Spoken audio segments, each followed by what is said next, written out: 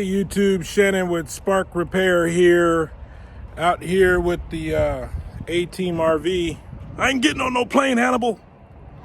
Anyway, if you guys have Alcoa wheels or similar type of wheels, you might run into a situation where your valve stems are facing inward and making it hard for you to remove your tire pressure monitors. Hopefully you have those, or valve caps if you don't. But it just makes it hard to access, and the reason that is because it's just easier for the manufacturers to put it that way, so that wheel could go on the front of the vehicle, and you know, you'd want it that position for the front. But what happens when it's at the back? So they do that because you can get to it either way, technically, if you have one of those valves that kind of go backwards, the fillers. The chuck, if you have a chuck that goes backwards. So, but it's very inconvenient for us during normal use if that wheel ends up on the back of the rig, which obviously causes a problem. So anyway, what I found out to do is to reverse that valve. I was able to loosen this nut right here just a little bit, and I didn't even deflate the tire, just loosened it a little bit, which allowed me to sort of bend this out of the way, because this used to face this way, and this part was in here in this hole. So I was able to loosen this, kind of apply a little pressure to it using a pair of pliers and kind of get it out of this hole, and then turn it around and then carefully bend it. You don't want to kink that, but carefully bend that guy back to where it's out now. Eventually I'll get a nice short valve stem for this, and that would even be better. But for now, I'm not going to do that because it's just an unnecessary expense.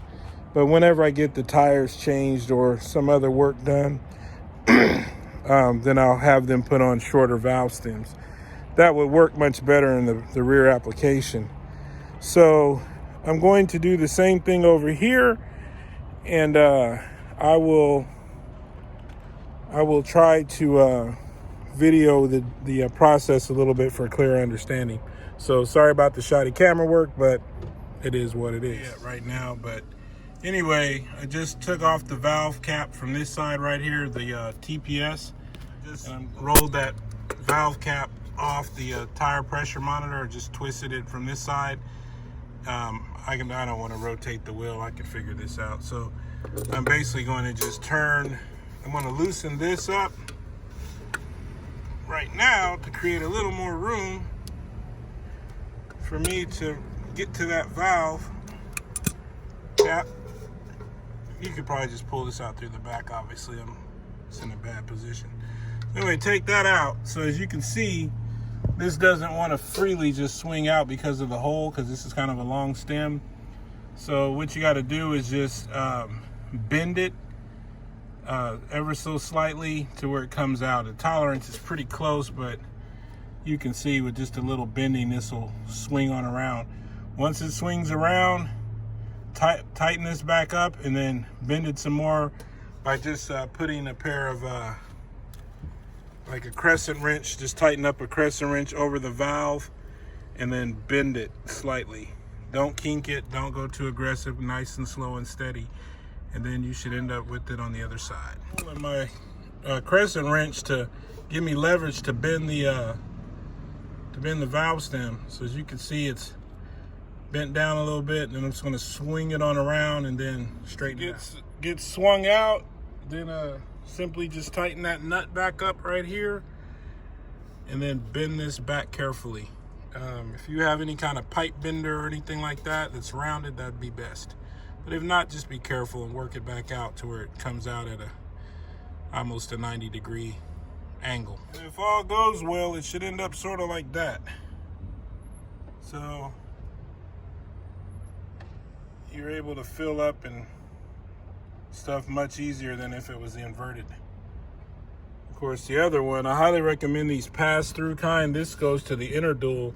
There's a long shaft that connects the air stem on the other rim and it comes out right here, and then this connects to it. So it's way easier, better than those stainless steel braided whip hoses that try to connect to different parts and they flap and get loose. And just get the dang shaft that goes from one side to the other, then get the rubber support so it keeps the shaft from moving around and working its way loose or damaging something. These are highly recommended. Alcoa sells these.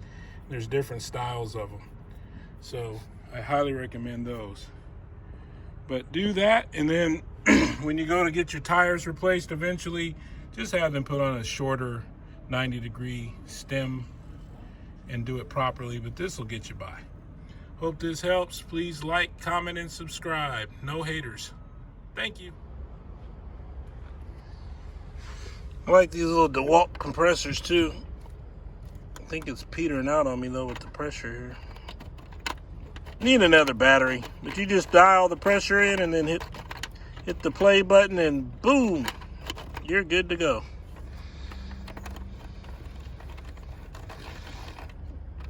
These are at 120 cold.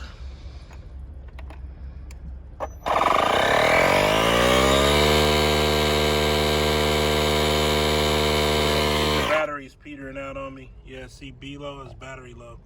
Anyway, you get the idea. So the stem's around. All right.